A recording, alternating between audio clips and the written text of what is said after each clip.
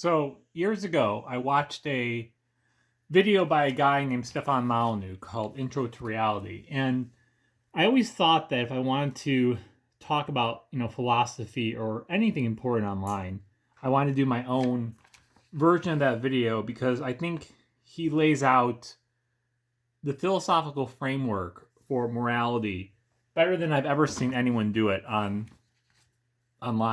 So I took some notes from his original video. My name is Spencer McGreal, by the way, and so I just wanted to kind of briefly run through his treatise on why I believe what I believe. And it's funny because I've gone over this with people in my life before, but I thought if I record a video, then I would have something to point people to when I don't have time to explain in person. So that's just what this is. This is just a take. We'll see how it goes. Let's get started. So what is philosophy? Philosophy is the art, if you will, of conceptualizing reality. There is a reality out there which comes to us through our sense data. Through our sense data, we extract principles, and sense data does not contradict itself. Matter behaves in consistent and universal ways at the sense data level. Reason is derived from evidence, and reason is also derived from the consistent behavior of our reality. So if behavior wasn't consistent, then we wouldn't be able to devise any kind of reason from it if things morphed into other things.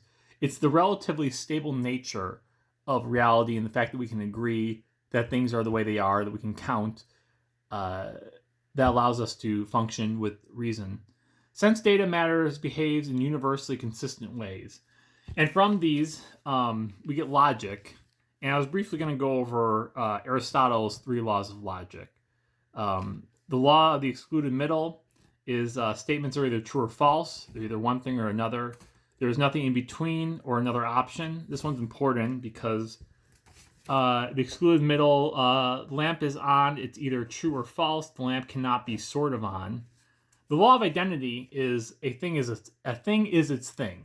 So A is A, things are what they are. A statement is true, it is true, right? So first one, excluded middle, is a statement is either true or false. It's either one thing or another thing. Law of identity is the thing it is, right? It's a statement is true. If the statement of the lamp is on is true, then it's true.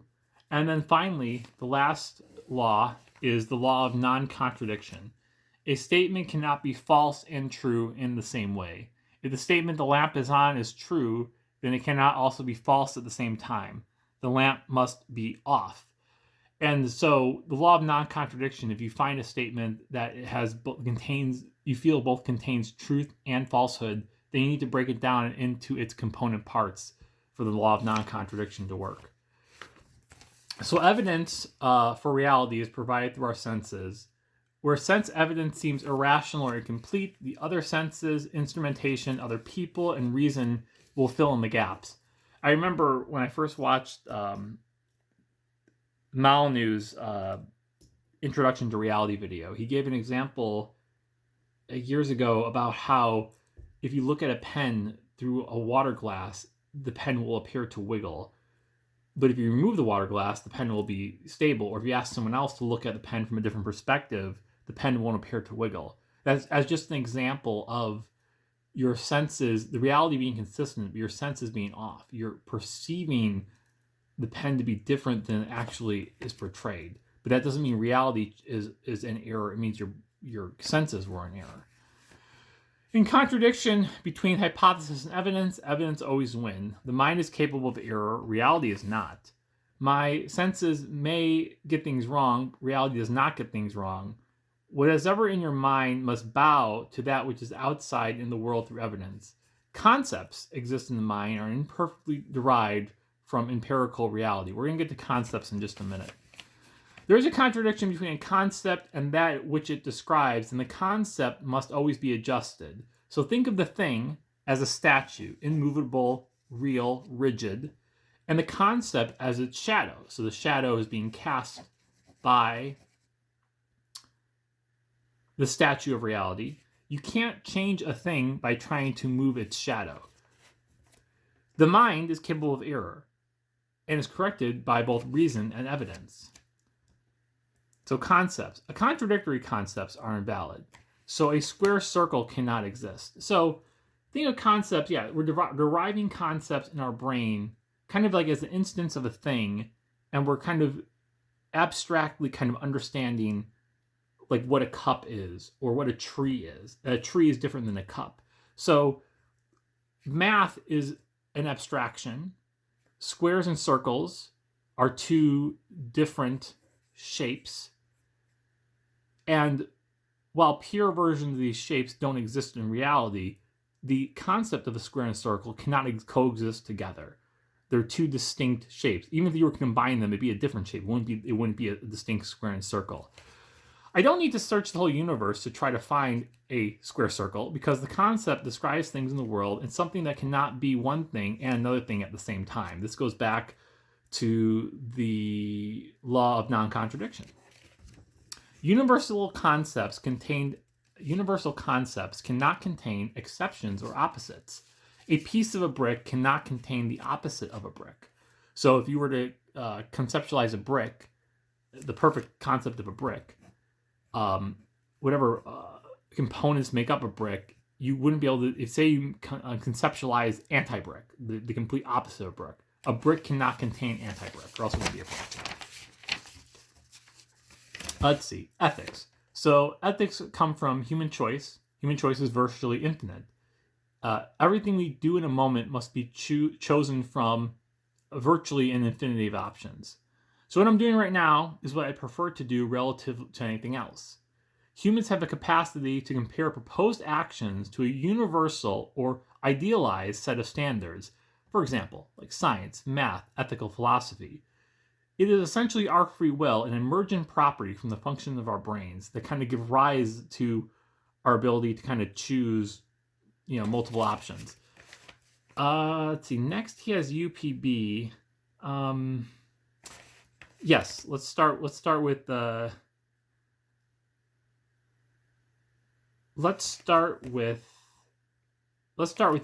So UPB is Stefan Molyneux's argument for universally preferable behavior. It's his proof of secular ethics. It's ethics without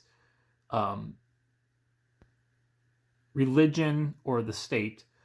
The universality part of universally preferable behavior refers to that it must encompass all people, all sentient humans throughout all time. So you can judge your ancestors for the actions they did relative to today's moral standards. The moral standard applies to all people of all races, all shapes, all sizes, all sex, any sentient human being from the moment they achieve sentience to now, and all into the future. So universality must include everyone. All levels of income, all government. Preferable, we're going to get more into this in a minute, but it means that the people prefer the action, that two people in a room have to agree, and that's where the morality is created. If someone doesn't prefer the action, then it's not preferable. You have to at least, the action needs to be preferred by, it starts with, it doesn't matter with one person. One person, your preferences aren't interacting with anybody, another sentient person. Two people in a room, and then you can expand it to the entire human race. Behavior, we're focusing on behavior. We're not focusing on the abstract mindset of the person. So like in the American common law system, we have murder 1, first degree, second degree, manslaughter. We have different degrees of, even though the crime may be similar or the same, murder, we go into the person's head and we try to figure out the motives for their actions and assign more punitive punishments based on how they're feeling at the time. UPB doesn't necessarily deal directly with that. So what does UPB deal with? Well, let's start by talking about what UPB doesn't deal with. I'm deviating a little bit here, but I think this is important to kind of get off, rip off this Band-Aid right away. Universally preferable behavior has no positive moral obligations kind of placed onto the the participant, right? In the same way a belief in God would. You aren't forced to have to do really anything. And the main reason for this is so UPB can pass something called the coma test. So the argument is that people make these big, long treatises on morality and how you should do this and behavior, life, and stuff. And most of it, and they publish books and they give speeches, and most of it falls apart with the simple coma test. And that is, if someone says, is a man in a coma, inert, laying in bed, not moving, can he really be considered immoral? And the answer is no. So that's like the baseline for just existing. You can't put a positive moral obligation on him. Let's say you say donating to charity is moral. Well, that guy's not donating to charity. He's not doing anything. Well, if you have the capacity to donate to charity, that's moral. Well, you're just, making up rules. How can you say? And then you remember the law of, which one is it? The law of, I should write this down. The law of the excluded middle statements are either true or false. So if something is true or false, then when you are, if something's moral, then the opposite would be immoral. So you're moral when you're donating to charity, and then when you stop donating to charity, what are you? Immoral? Is it a morally neutral action? UPB is not really concerned with creating positive moral obligations in people. It's good to have them, but they're not something that is forced upon you. If you want to do something, it has to be chosen by you to do it. You can't get an ought from an is. Just because something exists doesn't mean that you ought to do it or that you ought to use it, right? It's kind of a flawed moral argument. Women are born with wombs. The womb exists. Ought the woman to use the womb? You could argue with her that she should, but she not ought to do it. You can't get an ought from an is.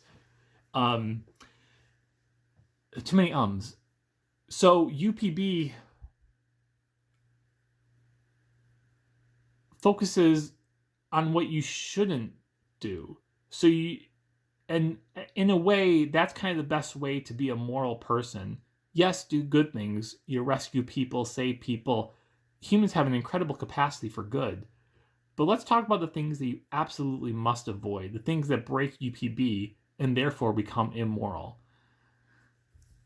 So there's 3 things. And it's funny because there might be more. But as far as I can discern, and I agree with Molyneux in this, that there are only 3 things that absolutely, universally throughout all time and foreseeably into the future will always break UPB and therefore will always be immoral. They will always break universally preferable behavior. And those 3 things are theft, to steal something from someone without them wanting to take it. And the reason why theft breaks UPB is that a person cannot prefer to have something taken. If they prefer to have something taken from them, then by definition, they're preferring to have taken. It's not theft, right? Even if you're walking down the street and you're holding a book and someone runs up to you and takes the book without permission, if you want them to take the book, no theft has occurred. So this is where it's based on the internal state of the person, their preference for the behavior in that moment, and whether you can universalize it outwards, right, to all people at all times. So it starts off between 2 people, and can you expand it outwards? So the book being taken by the other person is only theft when the person that owns the book doesn't want it to be taken. The next one is assault. Same thing with assault. It's only assault, and this includes rape and all physical altercations. It's only assault if the person doesn't want it. Once again, it doesn't even require verbal communication. I do martial arts, and people step into the ring. And when you step into the ring, there's an assumption that they're ready for physical action. Last one is murder. And this isn't assisted suicide. Murder is when you don't want to be killed and someone takes your life. So those are kind of 3 things that are covered by universally preferable behavior. And perhaps the most controversial aspect of universally preferable behavior is that it's only those three things. Everything else is maybe not permitted, but isn't classified as immoral. So what Molyneux did was that he came up with another set of actions called aesthetically preferable actions. And he used examples like being on time. These are things that can be avoided. They're not inflicted through the use of force, right? The way theft or murder or assault are. But they're things that people spend almost all their time talking about in moral studies, right? So they include things like racism, sexism, lying. These things aren't immoral. In fact, they're so not immoral. In fact, it even frustrates me that Molyneux even included this in the studies. I guess it's worth mentioning now, but they don't even rise to the level of a moral discussion, right? They're just things that people, I guess, don't like. But your preferences for there's a big difference between not liking something and it being immoral. So, yeah, and then also he talks about morally neutral actions like taking a walk. So the example would be aesthetically preferable actions are more of like a should. It's like you shouldn't lie. You should treat people the same. You don't have to. No one really cares. Universally preferable behavior is you must. You must not murder. It's inflicted and can't be logically consistent. There's no positive moral actions prescribed in UPB. UPB always trumps aesthetically preferable actions. It's the difference between an inaction or retaliation. Shooting a guy in the kneecaps is wrong for initiating force, except in self-defense. Where there is no choice, there can be no morality. That's important for later. Please remember that. So when you have choice, the more choice you have, both in free will, and the more you're able to think creatively and kind of come up with new solutions. But also, literally just choices in purchasing decisions, right? When you only can choose one car, one sandwich, and you need to drive somewhere and you need to eat, or you want to eat or whatever, then you have no choice but to participate by buying that thing.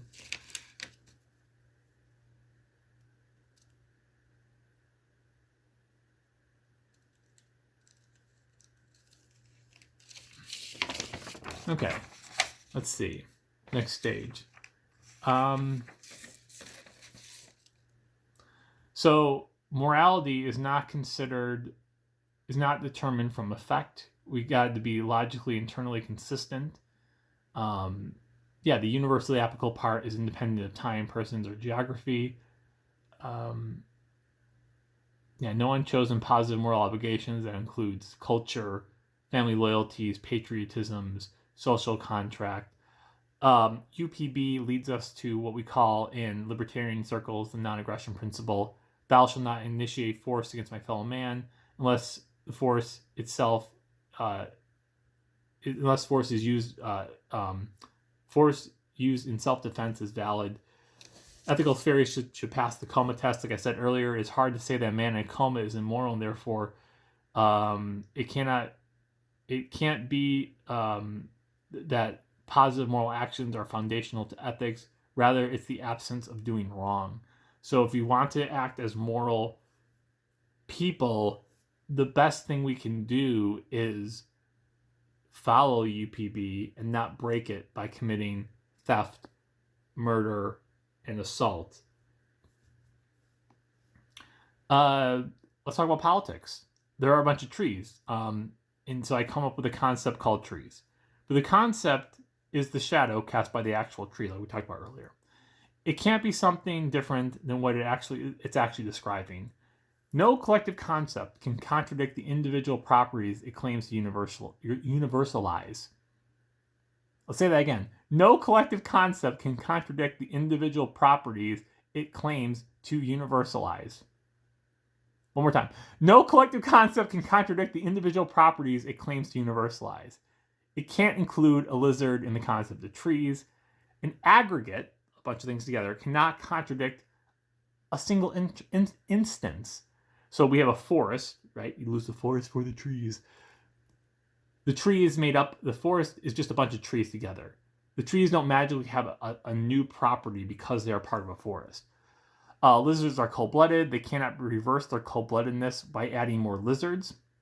Society is a collective concept and thus cannot contradict any individual characteristics of people. So society doesn't have a special characteristic. Society is kind of like the opposite of the brain, right? The brain is all these, free will is supposedly an emergent property of the brain from all these different processes in the head. Society is like the opposite of that. Society doesn't have a consciousness. Society doesn't have its own health. It's just the individuals that make up society. Society can contradict any individual characteristics of the people that make up society. You can't have an aggregation of people with different moral properties and qualities than each individual person in the society. And concepts cannot act. Concepts have no moral quality, cannot contain implicit contracts, can't eat the concept of food, right? You can't be assaulted by the concept of rape. The NAP, right, the non-aggression principle, the thou shalt not initiate force, is universal and cannot be reversed by aggregates, the opposite categories described in the same instance. So this isn't necessarily a problem for us. A lot of us don't plan on initiating force against our fellow people or stealing their property. But how does this work for democracy and government? That's a good question. I'll answer right now. People cannot initiate the use of force of violence. But when you put them all together, people who believe in the state, the government, suddenly say that it is moral to initiate violence. The aggregate is the democracy. We have a category in society called government. Government is composed of people. People cannot initiate the use of force. No concept can contradict that's which it describes. We already talked about that. If an individual cannot initiate the use of force in a moral manner, and the government is composed of individuals, then the government cannot initiate the use of force. All people are subject to the non-aggression principle that includes people in the government. They're just people. The category of human being cannot contain opposing subjects, subsets, and that is why I'm an anarchist. It's not the easiest thing to be, but it's one of those things that follows logically and cannot be evaded or escaped if you're serious about understanding right and wrong and not just doing what people tell you. Just because people say the government is right to initiate force against you doesn't mean it is. And this is a problem that the government has to deal with. Logically, it can't flow that the people in government have a different moral set than I do. Just because the majority of people want something done doesn't give them the right to take your property or to initiate violence. And that's my big problem, is the government does all three of these things. The government steals through taxation, it assaults people through laws that they claim that they broke, and it murders people through wars. Governments in the last 100 years have killed about 250 million people. If I follow my beliefs, I end up in jail. I can have them, but I can never act on them. Even though I'm an anarchist, I can't not pay the government taxes. If I don't, then I'll be locked away in a room. And one thing, when I get into an argument with statists, people that believe in the legitimacy of government and the state, I always say that, when the argument ends, I have to return to their world, where their beliefs rule over me, where I'm oppressed by the state. Some people say, go someplace, if you don't like the government, move. Well, no, I'm not doing anything wrong. It's the government that's doing something wrong by initiating force against me, right? The same way you don't tell a woman not to dress sexy, you tell the rapist, not to rape. It's the same idea. And hopefully humanity is moving towards, more freedom, not less. And one day we'll be free from the government and its various edicts and taxations.